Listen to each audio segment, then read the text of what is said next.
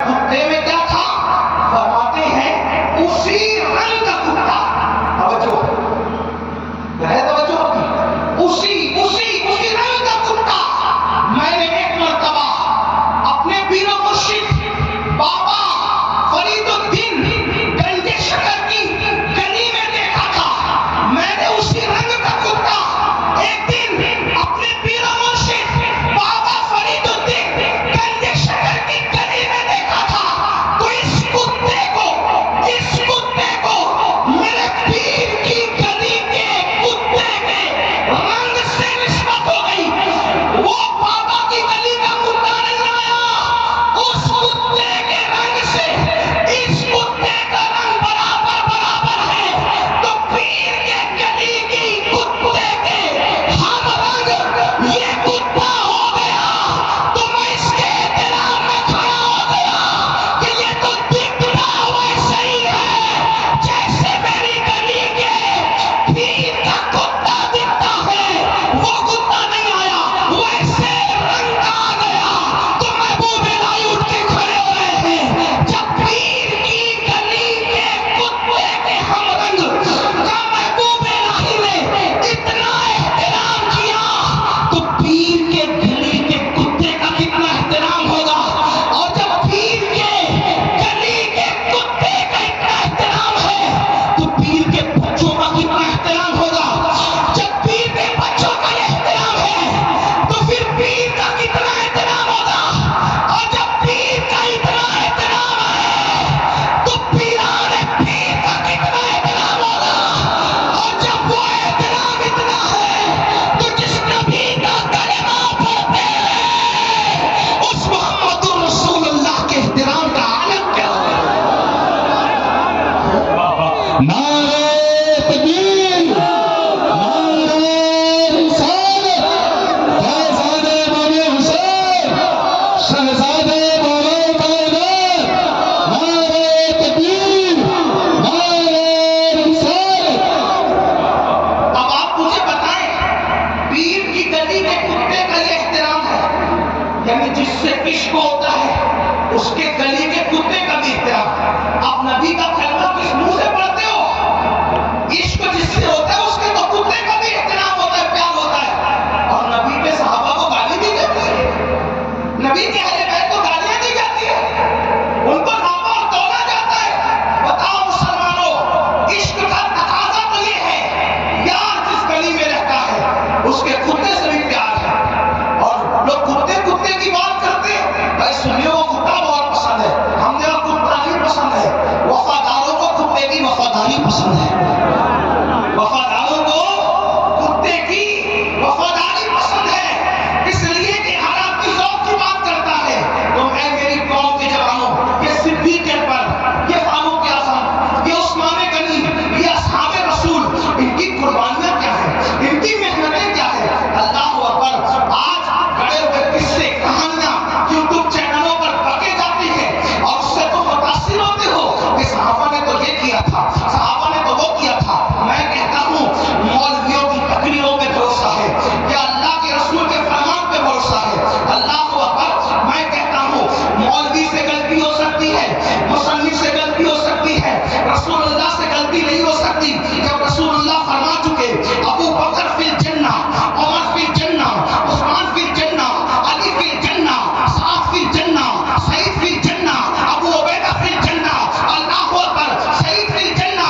اللہ اللہ. جب میرے آقا نے زبیر فی الجنہ ان 10 لوگوں کو جنت کی بشارت دی، حضور نے کہا یہ لوگ جنتی ہیں تو اس کا مطلب یہ بھی ضمانت دے دی اب جب تک یہ زندہ رہیں گے ان سے کوئی جہنم والے کام نہیں ہوں گے، اسی لیے تو یہ جنت میں جائیں گے. لوگ کہتے ہیں جب تک حضور رہے تب تک سیدھے سیدھے رہے، جب حضور چلے گئے تو پھر معاذ اللہ بگڑ گئے. میں نے کہا حضور نے تو ضمانت دی کہ جنت میں جائیں گے، اور جنت میں وہی جائے گا جس کا خاتمہ بالخیر ہوگا. تو حضور نے جنت کی بشارت دے کر، حضور نے جنت کی بشارت دے کر ان کے ایمان کی ضمانت دی، ایمان کی حفاظت کی ضمانت دی ہے. اور پھر مختصر عرض کر رہا ہوں کیا قربانیاں ان لوگوں کی، کیا قربانیاں ہیں. حضرت سیدنا صدیق اکبر، امت کا وہ عظیم خطیب جس نے سب سے پہلے رسول اللہ کی فضیلت کعبۃ اللہ کے سینے پہ بیان کی. آج ہم لوگ نبی کی فضیلت پڑھتے ہیں، کوئی نذرانہ دیتا ہے، کوئی کھانا کھلاتا ہے، کوئی تحفہ دیتا ہے، کوئی پھول برساتا ہے. جس وقت امت کے اس عظیم خطیب نے پہلی مرتبہ رسول اللہ کی شان بیان کی تھی تو چاروں طرف سے صدیق اکبر کو گھیر لیا تھا اور مکے کے گنڈوں نے اتنا مارا تھا کہ صدیق اکبر کو انہوں نے مردہ سمجھ کے چھوڑ کر کے چلے گئے تھے. جانتے ہو میری قوم کے جوانوں، حقائق کی طرف آؤ، صحابہ کی قربانیوں کی طرف آؤ. کیا قربانیاں ہیں ان لوگوں کی؟ یہ سابقون الاولون ہے، یہ رسول اللہ کے جانثار ہیں، حضور نے ان کی جانثاری کی گواہی دی ہے. اللہ اکبر. صدیق اکبر کو اتنا مارا کہ ادمارہ چھوڑ کر کے بھاگ گئے. رشتے دار اٹھا کر کے لے گئے اور جب لے گئے تو سیدنا صدیق اکبر کو اٹھا کے لے جانے کے بعد ان لوگوں کو انتظار تھا یا تو اس کا انتقال ہو جائے، پھر دیکھیں گے جنہوں نے مارا ان کا مقابلہ کریں گے، یا پھر یہ ہوش میں آ جائے تو پھر ہمیں معلوم ہوگا کہ کرنا کیا ہے. ابو بکر ہی سے پوچھیں گے کرنا کیا ہے. اے میری قوم کے جوانوں، تاریخ کی اوراق رہا ہے، تاریخ کے انمٹ نقوش موجود ہے کہ جب صدیق اکبر کو بہت دیر کے بعد ہوش آتا ہے تو سیدنا صدیق اکبر کے رشتے دار پوچھتے ہیں ابو بکر کیسے ہو، ابو بکر کیسے ہو؟ جواب کیا تھا پتا ہے؟ صدیق اکبر کہتے ہیں پہلے یہ بتاؤ میرا آقا کیسا ہے، میرے سرکار کیسے ہیں؟ اگر میرا نبی سلامت ہے تو میرا سب کچھ سلامت ہے. یہ صدیق اکبر ہے. رشتے دار غصے میں آئے، لو اس کو ہمیں اس کی پڑی ہے، ہم اس کے سرانے کھڑے ہیں اور اس کو کسی اور کی پڑی ہے. سب چھوڑ کر کے غصے سے چلے گئے.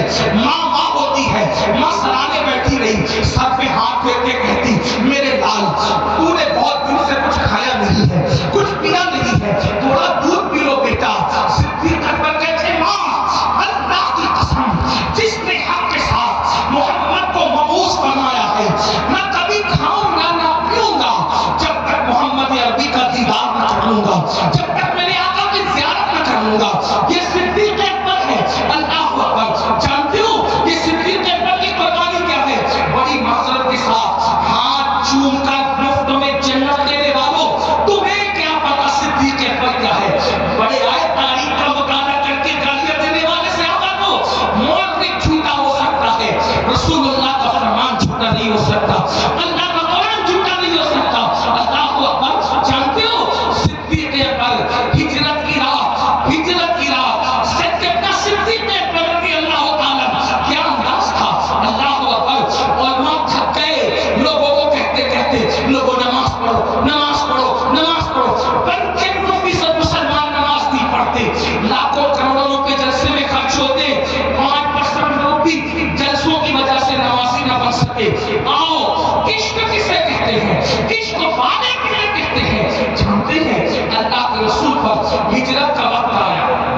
ہجرت کا وقت میں اب ہجرت پڑھنے لگا ہوں لیکن توجہ آپ کی ہجرت میں دونوں ساتھ. ایک بات یاد رکھنا، دین کی خدمت میں دونوں ساتھ اہل بیت اور صحابہ. اہل بیت اور صحابہ. دیکھو نمبر 1 توجہ، پہلی دعوت کھانے کی دین کے نام پہ جہاں ہوتی ہے وہ اہل بیت ہے.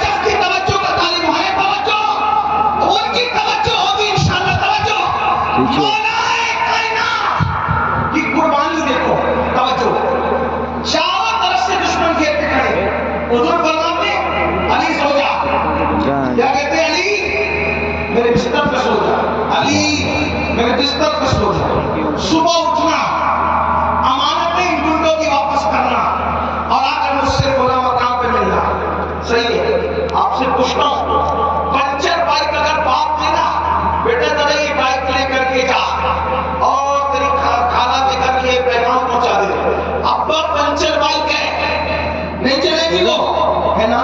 بائک پنچر ہو تو باپ کو جواب دیا جاتا ہے، وہاں تو زندگی کا خطرہ ہے، تلواریں اٹھی ہوئی ہے اور ہر وقت کبھی بھی بانس پڑ سکتی ہے، جان مل سکتی ہے، لیکن مولا علی نام نہیں کہتے، انکار نہیں کرتے، بستر پہ لیٹ جاتے ہیں۔ ایک اور بات کہوں آپ سے، ورنہ اگر صحیح کہہ رہا ہوں تو سفارش کریں کہ وہ غلط کہہ رہا ہوں تو اصلاح کریں، توجہ کریں۔ حضور نے اپنے بستر پہ اس کو لٹایا جو دکھتا تھا، جو دکھتا تھا نبی کی طرح، نبی کی طرح کوئی نبی کی طرح کوئی ہاں میرے باپ عنوان دیتے اتنا مشکل ہے اور آپ کا ٹھنڈی کا اثر آتا ہے، مجھے کوئی شکایت نہیں، توجہ ہے آپ کی کیا؟ دیکھیے یہ مولانا عبد القادر ہے، ٹھیک ہے، امام عبد القادر دبلے آپ آدمی ہیں اور تھوڑا لمبے، اگر چادر اڑا کر ان کو لٹا دو اور پوچھو کہ امین القادری ہے کیا، لوگ آسان سے کہہ دیں گے نہیں امین القادری نہیں، کوئی اور ہو سکتا ہے، امین القادری ہو سکتا، کیوں؟ کیونکہ اس کا قد اتنا لمبا نہیں، صحیح؟ یہ علامہ واسطی ہے، اگر ان کو چادر اڑا کر لٹھائیں امین القادری نے کہا نہیں، یہ بھی امین القادری نہیں ہو سکتا کیونکہ امین القادری اتنا دبلا نہیں ہے نا اسی بات، یعنی چادر اڑ کے کوئی بندہ سوئے تو مشابہ وہی لگتا ہے جو قد میں بھی برابر ہو، صحت میں بھی برابر ہو، ایسے ہی نا۔ اب لوگ علی کو کس منہ سے پہچانتے ہیں؟ میں کہتا ہوں رسول اللہ کی حدیث ہے کہ ولی وہ ہوتا ہے، توجہ، ولی وہ ہوتا ہے جس کو دیکھو، ولی وہ ہوتا ہے جس کو دیکھو تو خدا یاد آتا ہے، ولی وہ ہوتا ہے جس کو دیکھو خدا یاد، تو علی تو ولیوں کے ولی ہے،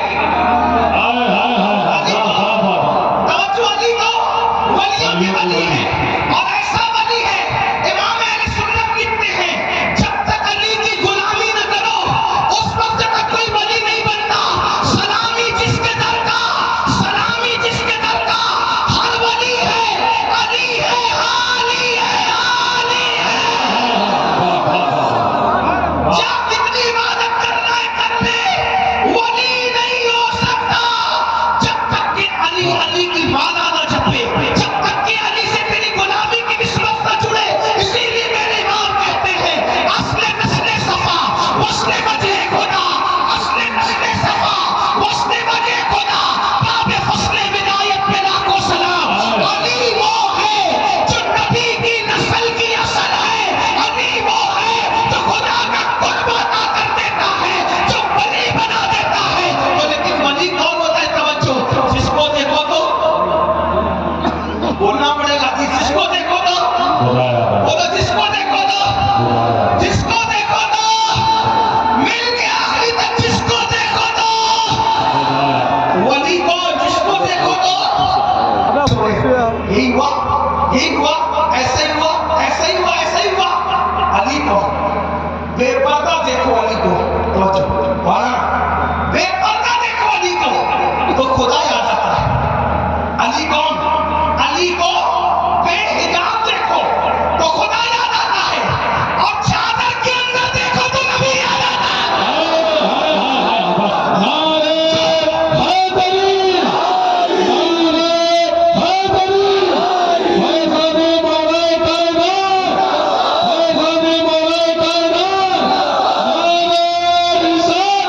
علی بے حجاب ہو تو خدا یاد آ جائے، وہ حدیث کہ ولی وہی ہوتا ہے جسے دیکھ کے خدا، اور نبی اور جب چادر اوڑھے تو لوگ فرق نہ کر سکے کہ نبی سو رہے ہیں یا علی سو رہے ہیں، اس سے اب آپ سمجھ لیں کہ علی کا سونا کیسا ہے، جو سوتا ہے تو لوگ فرق نہیں کر پاتے کہ علی سو رہے ہیں کہ نبی سو رہے ہیں۔ بہرحال یہ بڑی قربانی، اپنے بستر پہ کس کو سلایا؟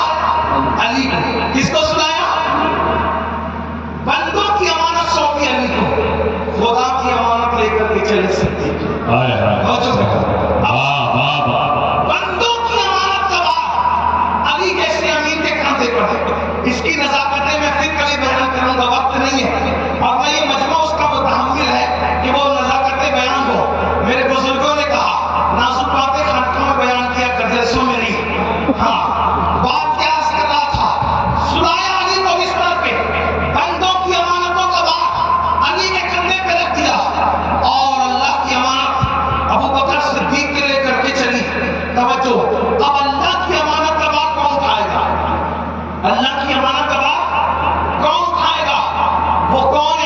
اسے صدیق کہتے ہیں. لیکن اب تھوڑا ہجرت کی طرف چلیں. آقا پہنچے صدیق اکبر کے دروازے پر. توجہ، ساری خدائی جس کے دروازے پہ جاتی ہے.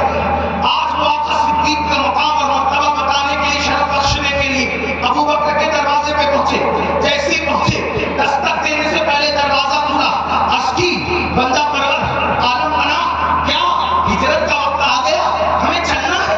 ہجرت کا وقت آ گیا، ہمیں چلنا ہے. حضور نے کہا ابو بکر تمہیں کیسے پتا چلا ہجرت کا وقت آ گیا؟ عرض کی، یا رسول اللہ، ایک دن میں نے شکایت کی تھی، حضور یہ مکے کے گنڈے بہت ظلم کرتے صحابہ پر. آقا یا تو لڑنے کی اجازت دے یا تو ہجرت کرنے کی اجازت دے. تو آپ نے کہا کہ ابو بکر ابھی لڑنے کی اجازت نہیں اور ہجرت کی اجازت بھی نہیں، انشاءاللہ جلد ہجرت کا حکم آئے گا، میں خود بھی ہجرت کر جاؤں گا. تو میں نے پوچھا تھا یا رسول اللہ، ہر جگہ کوئی نہ کوئی ساتھ رہتا ہے، لیکن ابو بکر تو ہر جگہ ساتھ رہتا ہے. آقا ہجرت کریں گے تو کس کو ساتھ میں لے جائیں گے؟ ہجرت کریں گے تو ساتھ میں کون ہوگا؟ تو آقا آپ نے فرمایا تھا ابو بکر تم ہی میرے ساتھ ہوں گے.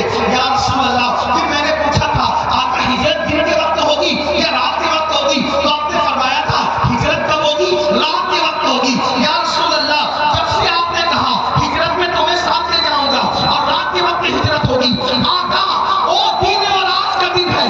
آپ ابو بکر کبھی سویا نہیں ہے، ہر رات کو میں دروازے پہ ٹیپ لگا کر بیٹھا رہتا. ہو سکتا ہے آج ہی آئے، ہو سکتا ہے آج ہی آئے، ہو سکتا ہے آج ہی آئے. میں رات کو سوتا نہیں تھا، آقا آپ کے انتظار میں بیٹھتا تھا. انداز ہو بہو تیری آواز پاتا تھا، باہر نکل کے دیکھا وہ جھونکا ہوا کا تھا. حضور نے نہیں کہا تھا کہ ابو بکر جاگتے رہنا، یہ عشق تھا صدیق اکبر کا کہ آقا نے کہا تھا ہم ہجرت کریں گے. اس کے بعد صدیق کبھی نہیں سوئے. اور ہمارا عشق پوری زندگی کبھی فجر ہی نہیں پڑتا. بڑی معذرت کے ساتھ عاشق رسول کہلانے والی یہ قوم جب صبح کو اٹھتی ہے تو اتنے بڑے پاپ کے ساتھ ہمارا سب سے پہلا گناہ یہ ہے، دن کا پہلا گناہ، صبح کا پہلا گناہ، صبح کے آغاز میں پہلا گناہ کہ ہم لوگ فجر کی نماز چھوڑ کر اٹھتے ہیں. اور نماز کیا ہے؟ قتل کرنے سے بھی بڑا گناہ ہے نماز کا چھوڑ دینا.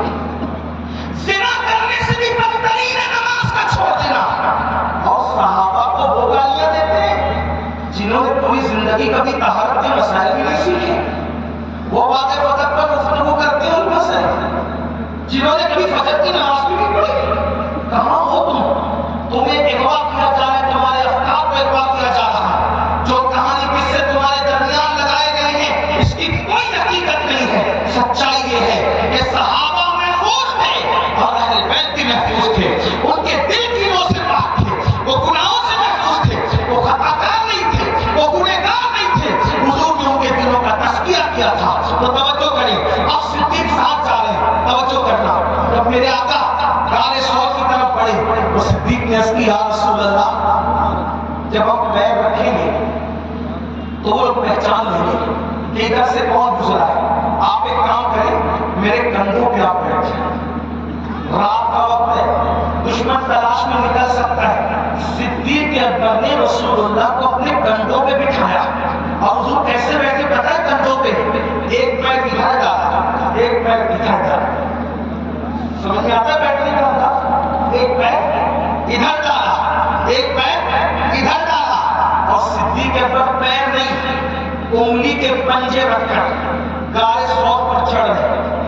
500 فٹ کا وہ غار وہ پہاڑ جو ہے نا، وہ پہاڑ جس پہ غار ثور ہے وہ 500 فٹ کا وہ پہاڑ ہے. صدیق اکبر رسول اللہ کو لے کر چلے. صوفیہ فرماتے ہیں کہ صدیق حضور کا وزن اٹھا کے لے کے گئے کیسے؟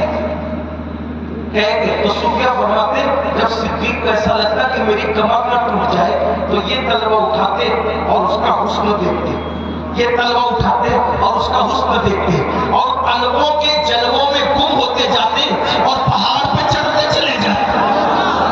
تیرے تلووں میں جو ہے غیر کا منہ کیا دیکھے، کون نظروں پہ چڑھے دیکھ کے تلوہ تیرا.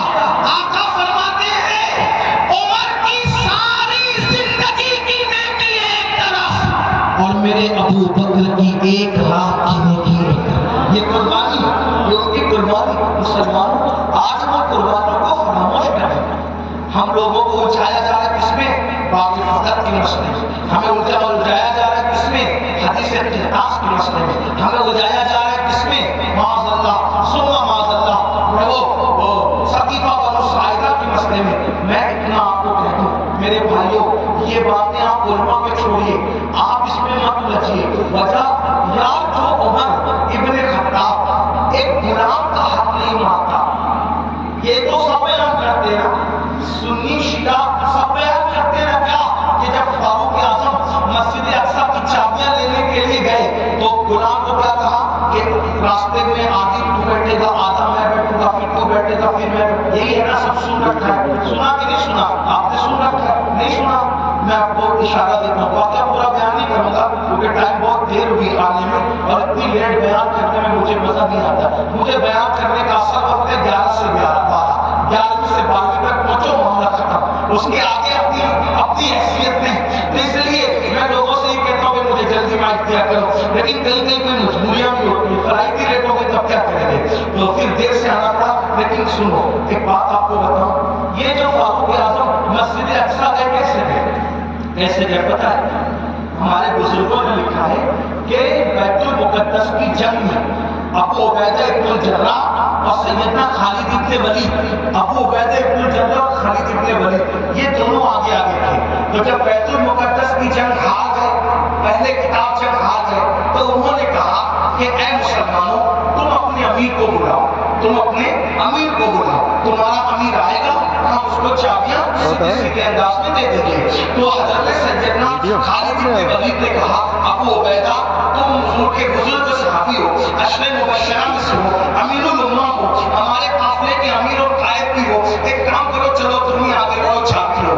پھر بوڑھا راہی بہت بوڑھا تھا، اتنا بوڑھا تھا کہ اس کی یہ جو بھویں نا بھویں، اس کی چمڑی آنکھوں پر ایسے لٹک گئی تھی، تو ایسے اٹھا کر کے لوگوں کو دیکھتا تھا۔ تو جیسے اس کے سامنے پیش کیا حضرت ابو عبیدہ ابن الجراح کو، تو وہ مسجد کی دیوار پہ کھڑا ہوا اور اس کو ایسے چمڑی ہٹا کر کے دیکھا، اور دیکھ کر کے اس کے ہاتھ میں کچھ تحریر تھی، اس کو دیکھا اور دیکھا، چلو جاؤ یہاں سے، میں تمہیں چابی نہیں دوں گا۔ ارے بابا تو نے یہ وعدہ کیا کہ تو چابی دے گا اور تو انکار کرتا ہے؟ کہا میں جو اپنی کتاب میں نشانی دیکھتا ہوں وہ اس کے اندر نہیں پاتا جو تمہارا امیر ہے، وہ میں نہیں دوں گا، تم لوگ چابی کے حقدار نہیں ہو، جو حلیہ میری کتاب میں لکھا ہے